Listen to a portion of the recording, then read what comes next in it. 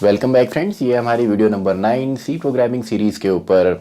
और इससे पहले वाली वीडियो में हमने डिस्कस किया था कंडीशनल स्टेटमेंट्स को, जिसमें हमने डिस्कस किया था इफ़ एंड स्विच स्टेटमेंट को। और इस वीडियो से अब हम स्टार्ट कर रहे हैं इटरेटिव स्टेटमेंट्स या लूपिंग स्टेटमेंट्स को। अब देखिए, लूपिंग की हमें प्रोग्रामिंग में ज़रूरत पड़ती है जब हमें कुछ स्टेटमेंट्स को बार बार रिपीट करना होता है किसी पर्टिकुलर कंडीशन या वैल्यू तक। तो स्टार्ट करते हैं। पहले कॉन्सेप्ट हम यहाँ पे देखते हैं लूपिंग का, एंड देन इस वीडियो में हम डिस्कस करेंगे फॉर लूप को, एंड देन आने वाली वीडियोस में हम डिस्कस करने वाले हैं while loop and do while loop को भी। तो स्टार्ट करते हैं। इस वीडियो के लिए टॉपिक हमारा है इटरेटिव स्टेटमेंट्स। इटरेटिव स्टेटमेंट्स या सिंपली इनको हम लूपिंग स्टेटमेंट्स भी यहाँ पे कहते हैं, इनको सिंपली हम लूपिंग भी यहाँ पे कह सकते हैं। तो लूपिंग में हम देखिए, हमको जब चीज़ें यहाँ पे रिपीट करनी होती है तब हम यहाँ पे इनको यूज़ करते हैं। इस वीडियो में तो हम मेनली डिस्कस करने वाले हैं फॉर लूप को, लेकिन इसके अलावा हमारे वाइल लूप भी हम यहाँ पे डिस्कस करेंगे एंड डू वाइल लूप भी हम यहाँ पे डिस्कस करेंगे। एंड देन हम इन्हीं को यहाँ पे नेस्टेड फॉर्म में यूज़ करेंगे, मल्टीपल लूप्स को हम यूज़ करेंगे, जिसके लिए हम पैटर्न्स यहाँ पे क्रिएट करने वाले हैं। तो फिलहाल हम स्टार्ट करते हैं फॉर लूप को। अब देखिए, कोई भी आपका लूप हो किसी भी प्रोग्रामिंग लैंग्वेज के अंदर, एक तो आपकी जितनी भी नई प्रोग्रामिंग लैंग्वेजेस हैं उन सभी में जो लूपिंग के कॉन्सेप्ट हैं वो सी लैंग्वेज से ही लिए गए हैं। यानी कि इनका जो सिंटैक्स है, जो इसका वर्किंग प्रोसेस है, वो आपका सेम है। तो यहाँ पे देखिए, कोई भी आपका लूप हो, भले वो आपका फॉर हो, वाइल हो, डू वाइल हो, किसी भी लूप में आपके 4 मेन पार्ट्स होते हैं, जिसमें सबसे पहले आपका आ जाता है कि लूप आपका स्टार्ट आपका कहाँ से होने वाला है, जिसको हम इनिशियलाइजेशन भी यहाँ पे कह सकते हैं। इनिशियलाइजेशन इसको हम बोल देते हैं, यानी कि लूप हमारा स्टार्ट कहाँ से होगा। नंबर सेकंड, यानी कि हमारा डेस्टिनेशन यहाँ पे कहाँ तक है। डेस्टिनेशन या सिंपली इसको हम यहाँ पे बोल सकते हैं कि हमारी कंडीशन यहाँ पे क्या है, यानी कि कितना आपका लूप यहाँ पे चलने वाला है। एंड थर्ड हमारा यहाँ पे होता है कि स्टेप्स वो कितने लेके आगे बढ़ने वाला है, यानी कि स्टेप्स आपके या तो इंक्रीमेंट फॉर्म में होंगे या तो आपके डिक्रीमेंट यहाँ पे हो सकते हैं। तो कोई भी लूप हो, अगर इन जो हमारे 4 पार्ट्स यहाँ पे, इनको अगर आप प्रॉपरली उस लूप में लगाते हैं, अप्लाई करते हैं, तो आपका लूप जो है वो वर्क करता है। देन आपका फोर्थ और फाइनल जो स्टेप है वो है आपका जो स्टेटमेंट्स हमारे यहाँ पे री एग्जीक्यूट बार बार होने वाले हैं, सिंगल स्टेटमेंट या मल्टीपल स्टेटमेंट्स, जिसको हम सिंपली कहते हैं कि बॉडी ऑफ द लूप यहाँ पे क्या होगा। तो सबसे पहले बात करते हैं हम इस वीडियो के लिए फॉर लूप। तो पहले इसका कॉन्सेप्ट हम समझते हैं, थियोरेटिकल पार्ट इसका हम समझेंगे, देन इसी को हम प्रैक्टिकली भी यहाँ पे देखेंगे। तो स्टार्ट करते हैं। देखिए, फॉर लूप का जो बेसिक सिंटेक्स यहाँ पे है, हम लिखते हैं फॉर कीवर्ड, जो कि एक इनबिल्ट कीवर्ड यहाँ पे है। देन फॉर के अंदर सबसे पहले हमारा यहाँ पे इनिशियल वैल्यू आती है, इनिशियल वैल्यू या इनिशियलाइजेशन यहाँ पे आता है। देन आपका सेमी कॉलन यहाँ पे आएगा। देन आपका यहाँ पे कंडीशन आती है, तो कंडीशनल या कंडीशन यहाँ पे आती है। एंड फाइनली हमारे स्टेप्स यहाँ पे आते हैं, जिसमें इंक्रीमेंट या डिक्रीमेंट हो सकता है। एंड देन आपका यहाँ पे अगर एक ही आपने यहाँ पे स्टेटमेंट एग्जीक्यूट करना है, जैसे हमने कंडीशनल स्टेटमेंट में भी देखा था, इफ के अंदर अगर सिंगल स्टेटमेंट है तो डायरेक्टली आप लिखेंगे, लेकिन एक से ज़्यादा अगर स्टेटमेंट है तो हम वहाँ पे करली ब्रेसेस को इस्तेमाल करते हैं। एंड इसके अंदर हमारे स्टेटमेंट्स आ जाते हैं जो कि हमने रिपीट करने हैं। तो देखिए, सिंपल सा है ये, इसका बेसिक सिंटैक्स यहाँ पे हो गया। अब मान लेते हैं अगर हमको एक सिंपल सा यहाँ पे डायरेक्टली मैं एग्जांपल दूं, हमको एक लूप एग्जीक्यूट करना है जो कि 5 टाइम्स हमको हेलो वर्ल्ड प्रिंट करके देने वाला है। तो सबसे पहले एक स्टेटमेंट तो आएगा हेलो वर्ल्ड के लिए। अब लूपिंग को हम कैसे इस्तेमाल करेंगे, तो इसके लिए देखिए, सबसे पहले हम यहाँ पे वैल्यू को इनिशियलाइज करते हैं। फॉर एग्जाम्पल, मैंने एक इंटीजर टाइप वैल्यू यहाँ पे ले ली ए नाम से, एंड इसको मैंने 1 यहाँ पे इनिशियलाइज किया है। तो सिंपली आप चाहें तो यहाँ पे भी इनिशियलाइज कर सकते हैं, आप चाहें तो इसके अंदर भी इनिशियलाइज कर सकते हैं। फिलहाल चलिए हम इसके अंदर ही इसको इनिशियलाइज कर देते हैं।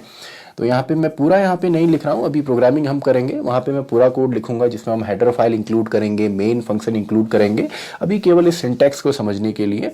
तो मान लीजिए हमने यहाँ पे फॉर लगाया, and then A equals to हमने कहा 1 से ये स्टार्ट हो, एंड देन ए जो है वो लेस देन चले 6 तक, या लेस देन इक्वल्स टू आपका हो 5 तक, अगेन आपका semicolon, and A equals to A plus 1। तो सिंपल सा है। एंड इसके अंदर एक स्टेटमेंट हम यहाँ पे डाल देते हैं प्रिंटफ के अंदर, और हमने यहाँ पे लिख दिया हेलो वर्ल्ड। तो ये स्टेटमेंट 5 बार यहाँ पे रिपीट होगा। क्यों? क्योंकि जब भी आपका कोई भी यहाँ पे लूपिंग का कोई स्टेटमेंट या इटरेटिव स्टेटमेंट इनकाउंटर होता है प्रोग्रामिंग में, तो यहाँ पे देखिए जब तक ये आपकी कंडीशन फॉल्स नहीं होती तब तक ये रिपीट होता है, और स्टार्टिंग में ही अगर ये फॉल्स हो जाता है तो फिर ये रिपीट नहीं होता। अब यहाँ पे लूप्स के अलग अलग टाइप भी हैं। कुछ लूप आपके एंट्री कंट्रोल्ड होते हैं, कोई एग्जिट कंट्रोल्ड होते हैं। अब यहाँ पे जो आपके दो लूप हैं, for example for and while हमारे लूप हैं, इनको हम एंट्री कंट्रोल्ड लूप कहते हैं। इनको हम कह देते हैं एंट्री कंट्रोल्ड लूप, यानी कि एंट्री जब इसके अंदर एंटर हो रहा है, इसकी बॉडी यहाँ पे जब एग्जीक्यूट होगी, स्टेटमेंट्स हमारे एग्जीक्यूट होंगे, तो तब ही हमने यहाँ पे सब चीज़ कंट्रोल कर लिया है। यानी कि स्टार्टिंग वैल्यू भी हमारे पास है, इनिशियलाइजेशन, डेस्टिनेशन या कंडीशन भी है, देन हमारे स्टेप भी हमने दे दिए, एंड देन आपकी यहाँ पे बॉडी ऑफ द लूप आती है। तो एंट्री कंट्रोल्ड फॉर भी है, वाइल को हम नेक्स्ट वीडियो में डिस्कस करेंगे, एंड डू वाइल जो है ये एग्जिट कंट्रोल हमारा होता है। एग्जिट कंट्रोल यानी कि सबसे पहले इसकी बॉडी यहाँ पे आ जाएगी, एंड देन इसकी जो मेन यहाँ पे कंडीशन है वो बाद में आती है। तो इसको भी हम डिस्कस करेंगे। तो आई होप बेसिक आपको आया होगा। तो आप देखिए इसमें और क्या क्या यहाँ पे फीचर्स हो सकते हैं। तो आप इस तरीके से भी इस लूप को दे सकते हैं। अभी मैं एग्जांपल यहाँ पे 5 का ही ले रहा हूँ, यानी कि 5 टाइम्स हमने यहाँ पे रन करना है। मान लीजिए आपने स्टार्टिंग वैल्यू अगर यहाँ पे फर्स्ट में ही दे दी है, तो आप यहाँ पे फॉर के अंदर यहाँ पे अगर आप नहीं भी लिखते हैं, मान लीजिए अगर आप यहाँ पे नहीं भी लिखते, फर्स्ट प्लेस अगर आप खाली छोड़ते हैं, लेकिन आपने पहले ही इनिशियलाइज कर दिया, तो भी ये परफेक्टली वर्क करता है, क्योंकि ऑटोमेटिकली आपने पहले ही इसको इनिशियलाइज कर दिया है। देन आपने यहाँ पे कंडीशन दे दी, हमने कहा लेस देन इक्वल्स टू 5, तो ये भी हमारा कंप्लीट हो गया। एंड देन फाइनली अगर आप यहाँ पे a इक्वल्स टू a+1 यहाँ पे नहीं करना चाहते, तो आप यहाँ पे a++ भी सिंपली कर सकते हैं, जो कि आपका पोस्ट इंक्रीमेंट होता है, यानी कि वैल्यू जब अंदर इसके आएगी तो ऑटोमेटिकली आपका यहाँ पे चलने वाला है। और ऑफ कोर्स आपने यहाँ पे सेमीकोलन पुट नहीं करना, क्योंकि सेमीकोलन एक स्टेटमेंट को टर्मिनेट करता है, लेकिन यहाँ पे हमारा जो लूपिंग स्टेटमेंट है वो अभी स्टार्ट हो रहा है। तो आई होप आपको बेसिक यहाँ पे समझ में आ रहा होगा। अब मान लीजिए यहाँ पे अगर हम प्रिंट करते हैं, या printf के अंदर अगर हम यहाँ पे देखना चाहते हैं वैल्यू क्या है लूप की, अगर आप a को ही प्रिंट करना चाहें तो वो भी आप कर सकते हैं। तो मैं यहाँ पे लिख देता हूँ %d, एंड चलिए न्यू लाइन भी हम यहाँ पे लगा देते हैं, एंड देन a हमने यहाँ पे लिखा। तो यहाँ पे देखिए सबसे पहले जो इसमें आउटपुट आएगा वो वैल्यू आपकी 1 है, तो 1 आपको मिलेगा।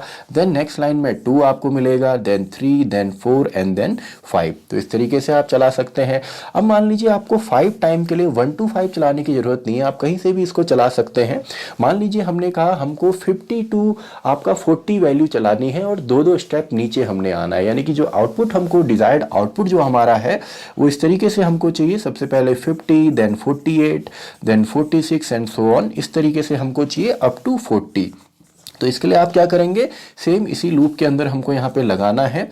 फॉर एग्जाम्पल हमने कहा फॉर, एंड देन अब a नाम का वेरिएबल ही हम यहाँ पे लेते हैं, तो हमने कहा a की वैल्यू हमने इनिशियलाइज कर दी 50 से।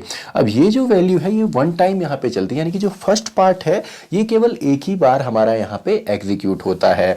तो इससे रिलेटेड काफ़ी क्वेश्चंस हम आगे सीरीज में करने वाले हैं, लेकिन अभी पहले हमको बेसिक यहाँ पे सीखना है कि किस तरीके से लूपिंग जो स्टेटमेंट्स है या इटरेटिव स्टेटमेंट्स है ये हमारे वर्क करते हैं। तो अभी तो इसका कॉन्सेप्ट हम समझते हैं, देन इन्हीं को हम प्रैक्टिकली भी कुछ प्रोग्राम्स में देखेंगे। तो मान लीजिए हमने कहा a को हमने 50 से स्टार्ट किया, एंड देन हम यहाँ पे चाहते हैं a जो है वो ग्रेटर देन रहे या इक्वल टू रहे 40 के, एंड फाइनली हमने यहाँ पे दो स्टेप करके इसको माइनस करना है, कम करना है। तो हमने कह दिया a इक्वल टू a-2। तो देखिए सिंपल है, सबसे पहले a की वैल्यू यहाँ पे क्या होने वाली है 50, देन -2 उस वैल्यू में हम करेंगे तो 48, 46, 44, 42 एंड 40, इस तरीके से आपकी वैल्यूज आएंगी। तो ये इसका परफेक्ट यहाँ पे एग्जाम्पल हो गया। तो printf के अंदर हम इसको प्रिंट भी कर देते हैं %d, एंड यहाँ पे हम लिख देते हैं a को। तो देखिए सिंपल है, तो इस लूप से हमको यहाँ पे आउटपुट मिलेगा। अब देखिए कोई भी लूप आपका तब तक अपना कंट्रोल नहीं छोड़ता जब तक कि ये वैल्यू आपका यहाँ पे फॉल्स नहीं होती है। तो इस लूप के अंदर सबसे पहले वैल्यू 50 होगी, 50 होने के बाद दोबारा ये ऊपर जाएगा और ये कंडीशन यहाँ पे चेक करेगा। इंक्रीमेंट भी हमने दे दिया है 2 का, सॉरी डिक्रीमेंट हमने दिया है 2 का यहाँ पे। देन यहाँ पे 2 माइनस होंगे, अगेन वैल्यू 48 है तो दोबारा चेक होगा, 48 भी ग्रेटर देन है तो ये कंडीशन भी सही है। Then 46, 44, 42 and 40। जैसे ही यहाँ पे वैल्यू 40 होती है तो 40 इज इक्वल टू 40, तो 40 भी यहाँ पे आएगा। लेकिन जब 2 और माइनस होगा तो वैल्यू हो जाएगी 38। तो लूप के बाहर अगर आप चेक करना चाहें, अगेन अगर आप इसको प्रिंट करके यहाँ पे देखेंगे कि %d में हमको a को प्रिंट करना है, तो यहाँ पे आपको वैल्यू मिलती है देन 38 एंड लूप हमारा यहाँ पे कंडीशन फॉल्स हो गई तो ये टर्मिनेट होके बाहर हमारा आ जाता है।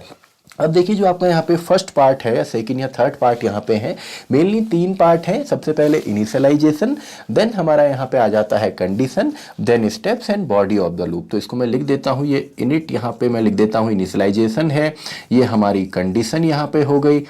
अब देखिए कोई भी लूप आप अगर आप यहाँ पे रन करते हैं किसी भी प्रोग्रामिंग लैंग्वेज में, भले ही वो हो, अगर ये 4 स्टेप आपने वहाँ पे उसके सिंटैक्स के हिसाब से सही तरीके से अगर आप लगाते हैं तो आपका जो लूप है वो परफेक्टली एग्जीक्यूट होता है। अब यहाँ पे अभी तो फिलहाल एक ही स्टेटमेंट है तो यही बार बार री एग्जीक्यूट होगा, इसी को हम बार बार रिपीट कर रहे हैं। अगर आप चाहें मल्टीपल स्टेटमेंट्स भी यहाँ पे लिख सकते हैं। तो इसको अभी हम प्रोग्रामिंग से जैसे जैसे सीरीज आगे बढ़ेगी, इन सभी कॉन्सेप्ट्स को जो अभी तक हमने पढ़े हैं, जो हम पढ़ने वाले हैं, इन सभी को हम अप्लाई करेंगे एंड फाइनली ये हमारी है body of the loop, body of the loop. तो आई होप आपको यहाँ पे बेसिक समझ में आया होगा। तो चलिए स्पेस है, एक प्रोग्राम हम यहाँ पे बना लेते हैं जिसमें हम सिंपली एक टेबल का नंबर, एक नंबर की टेबल हम जनरेट करेंगे। फॉर एग्जांपल यूज़र से हम एक नंबर लेते हैं एंड लूपिंग की मदद से हम उसका टेबल जनरेट करते हैं। तो स्टार्ट करते हैं सिंपली। सबसे पहले चलिए इसको हम एक कंप्लीट प्रोग्राम के फॉर्म में यहाँ पे बनाता हूँ। तो इंक्लूड हमने यहाँ पे कर दिया अपनी standard input output header file को, देन हमारा मेन फंक्शन यहाँ पे आ जाता है एंड देन हम यहाँ पे लिख देते हैं आपका इंट, एक नंबर यूज़र से हम ले लेंगे एंड एक वेरिएबल और हम ले लेते हैं जिससे कि हम लूप को रन करेंगे। तो लूप को आप किसी भी वैल्यू से रन कर सकते हैं। मान लीजिए मैंने t नाम का यहाँ पे वेरिएबल ले लिया, किसी भी, हमको एक वेरिएबल की ज़रूरत है जिससे कि हम लूप को रन करेंगे, वो वेरिएबल आपका कुछ भी हो सकता है।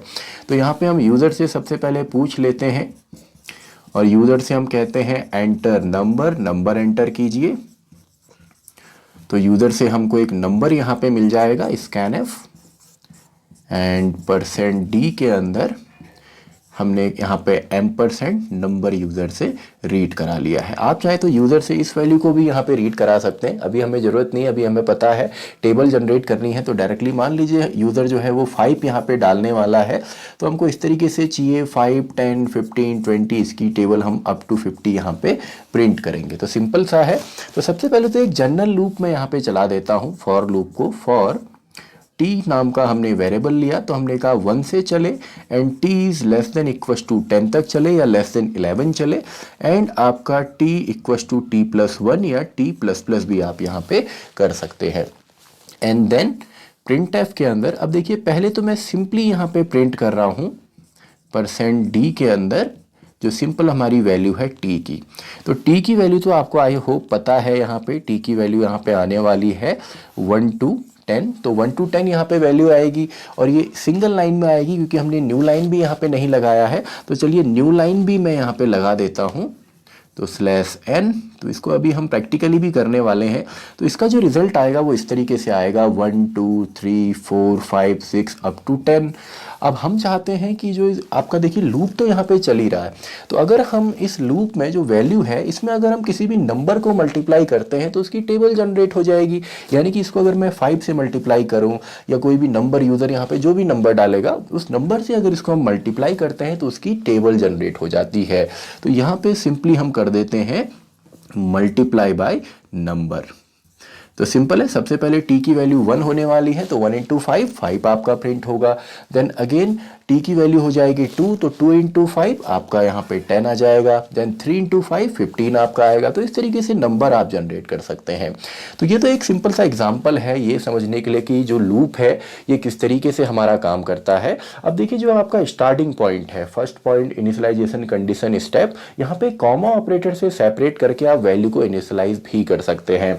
मान लीजिए अगर आप ऐसा लिखते हैं, फॉर के बाद अगर आप यहाँ पे a इक्वस टू 1 लिखें, कॉमा b इक्वस टू 2 लिखें, c इक्वस टू 3 लिखें, देन आप सेमीकोलन लगाते हैं, तो ये तीनों ही वैल्यू यहाँ पे इनिशियलाइज हो जाएंगी, यानी कि आपने यहाँ पे कॉमा से इसको सेपरेट किया हुआ है, तो ये तीनों में ही हम यहाँ पे इसको अप्लाई कर सकते हैं। तो आई होप ये भी आपको समझ में आया होगा। इसका जो बेसिक सिंटैक्स है केवल वो आपने यहाँ पे समझना है कि सबसे पहले initialization, then condition, then steps, ये तीनों चीजें ही हमने यहाँ पे देनी होती हैं। और अगर आप तीनों नहीं भी देते, अगर आपको कहीं पे ऐसा मिलता है, फॉर एग्जाम्पल आपका a इक्वस टू 1 पहले से है, देन फॉर के अंदर हमने यहाँ पे केवल सेमीकोलन लगाया, यहाँ पे केवल कंडीशन आपके पास है, एंड यहाँ पे भी आपका ब्लैंक है, यानी कि 2 स्पेस हमने ब्लैंक दिए हैं।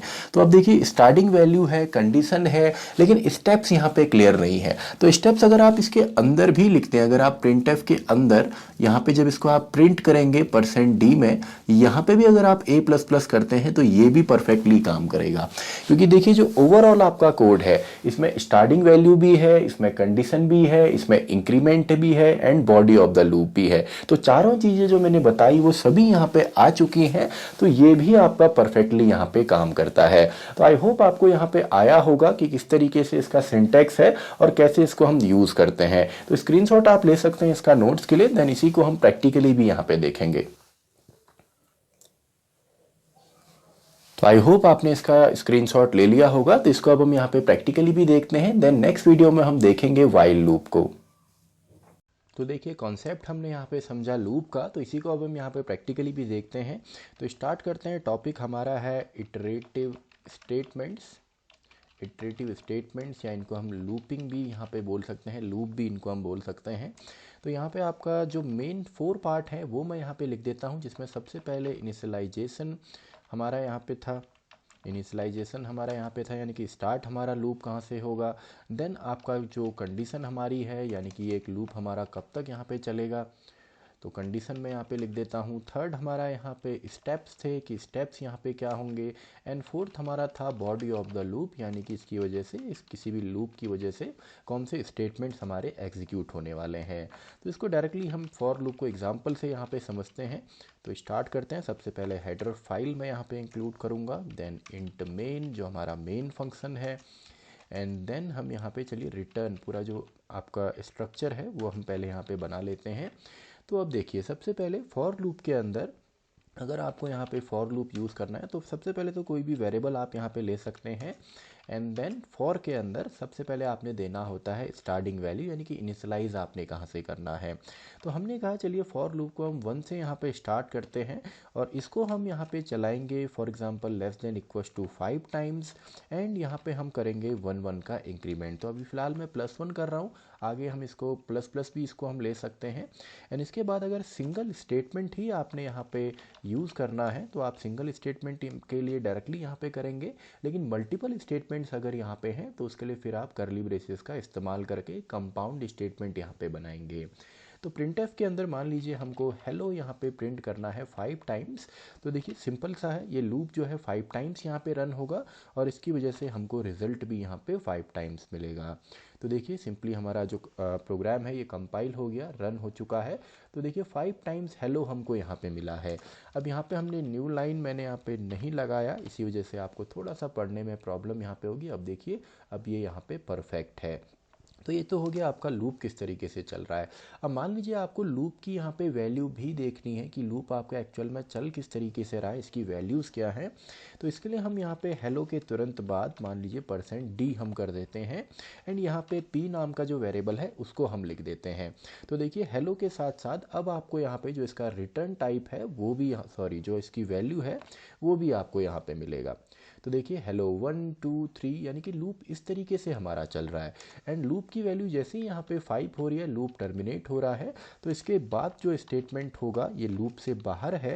एंड यहाँ पे अगर आप इसकी वैल्यू देखते हैं जो हमारा वेरिएबल है, तो वैल्यू हमको यहाँ पे 6 मिलती है, जिसकी वजह से लूप हमारा टर्मिनेट भी हुआ है। देखिए वैल्यू यहाँ पे लास्ट में 6 हमको मिल रही है। तो लूप आप किसी भी तरीके से चला सकते हैं, और यहाँ पे ज़रूरी नहीं एक ही स्टेटमेंट हो। मान लीजिए मैंने यहाँ पे टुडे भी प्रिंट कराना है तो टुडे भी हम प्रिंट करा सकते हैं, यानी कि मल्टीपल स्टेटमेंट्स भी आप यहाँ पे प्रिंट करा सकते हैं। बस आपको यहाँ पे पैरेंथेसिस जो आपके जो कर्ली ब्रेसेस हैं वो आपको यहाँ पे इस्तेमाल करना है और आपने एक कंपाउंड स्टेटमेंट यहाँ पे बनाना है। तो देखिए ये कंपाउंड स्टेटमेंट हमने यहाँ पे बनाया, यानी कि जो दोनों स्टेटमेंट है बॉडी ऑफ द लूप में फ़िलहाल 2 स्टेटमेंट हैं और दोनों ही अब यहाँ पे रिपीट होंगे। आप जितने स्टेटमेंट यहाँ पे चाहे रिपीट कर सकते हैं किसी भी लूप की मदद से। तो इसको देखिए हम एग्जीक्यूट यहाँ पे करते हैं तो हमको hello 1, then today hello 2, today hello 3 इस तरीके से हमको मिला। सबसे पहले hello 1 यहाँ पे क्यों आया, क्योंकि hello के बाद 1 हम यहाँ पे आएगा %d की वजह से, एंड देन आपका न्यू लाइन है तो न्यू लाइन में टुडे आएगा, देन hello एंड अगेन 2 हमको मिलेगा। तो इस तरीके से हम कर सकते हैं। अब जरूरी नहीं 5 टाइम्स आपने करना है तो आप इसी तरीके से करें। आप यहाँ पे स्टार्टिंग में भी वैल्यू दे सकते हैं। फॉर एग्जांपल अगर हम यहीं पे इसको दे देते हैं कि p इक्वस टू आपका 1 है और यहाँ पे आप नहीं देना चाहते तो भी ये परफेक्टली चलता है। और अगर आप यहाँ पे इसकी जगह p++ कर देते हैं या वेरिएबल को ++ आप यहाँ पे करेंगे तो भी कोई प्रॉब्लम नहीं है, तब भी देखिए रिज़ल्ट हमको यहाँ पे सेम ही मिलने वाला है। तो देखिए सेम ही हमको यहाँ पे रिज़ल्ट मिला है। तो चलिए इस लाइन को मैं यहाँ फ़िलहाल हटा देता हूँ, समझने के लिए सिंगल लाइन हम यहाँ पे लेते हैं। तो देखिए अभी भी hello 1 2 3 आपको यहाँ पे पूरे मिलने वाले हैं।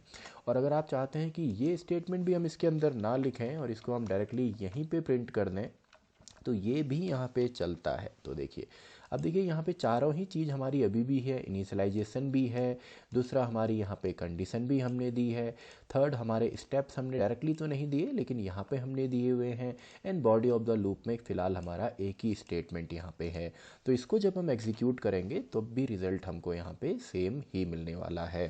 तो 5 टाइम्स लूप को चलाने के लिए ज़रूरी नहीं आप 1 से ही चलाएँ।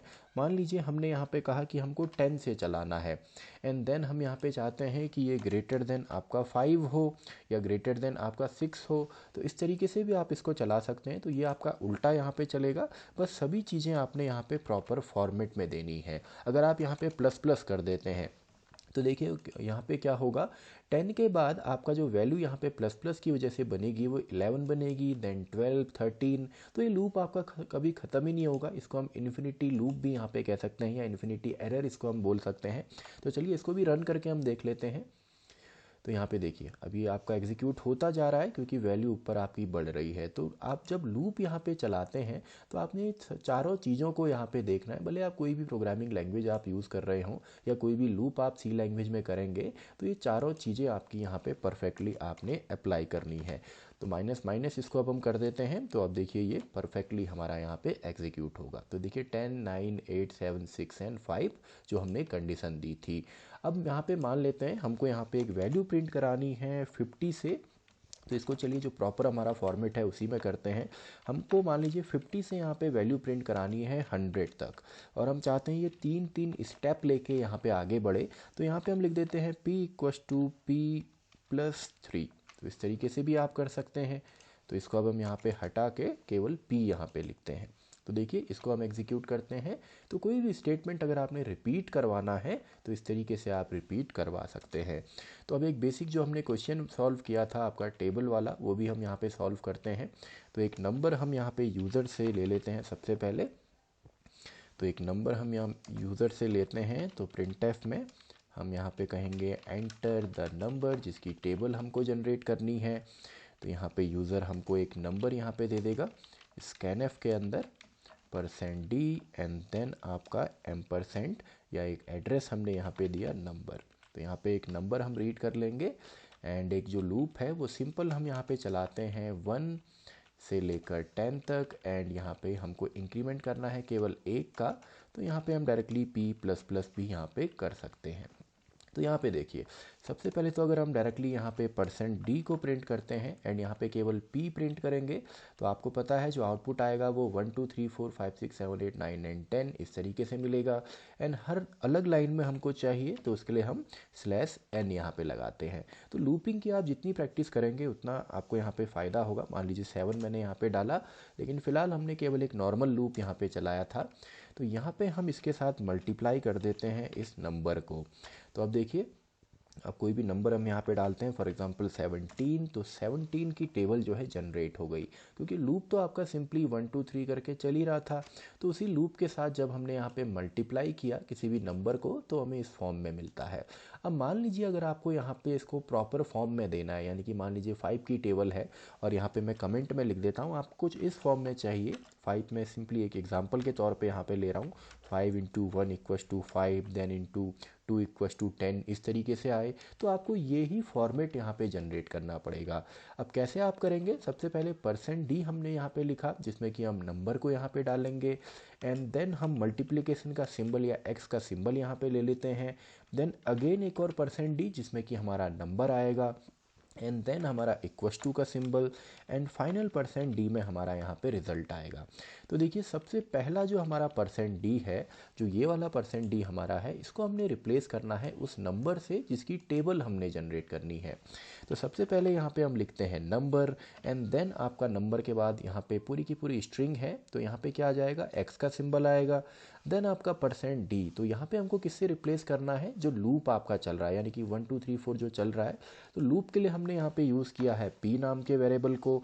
तो नेक्स्ट जो ये वाला है, ये वाला रिप्लेस होगा आपका नंबर से, ये वाला %d रिप्लेस होगा उस जो जिस वेरिएबल से हम लूप चला रहे हैं उस वेरिएबल से, एंड फाइनली इसमें हमें चाहिए दोनों का प्रोडक्ट या दोनों को मल्टीप्लाई करके। तो आप यहाँ पे num इंटू पी या p इंटू नम जो भी आप करना चाहें। तो ये फॉर्मेट हमारा बन गया, ये तीनों ही %d या फॉर्मेट स्पेसिफायर्स हमारे रिप्लेस होंगे इन वैल्यूज़ से। तो देखिए अब यहाँ पे सिंपली हम कोई नंबर अब यहाँ पे ले लेते हैं, फॉर एग्जांपल मैंने 8 यहाँ पे लिया। तो अब एक प्रॉपर फॉर्मेट में आपका लूपिंग की मदद से हमने एक टेबल को यहाँ पे जनरेट किया है।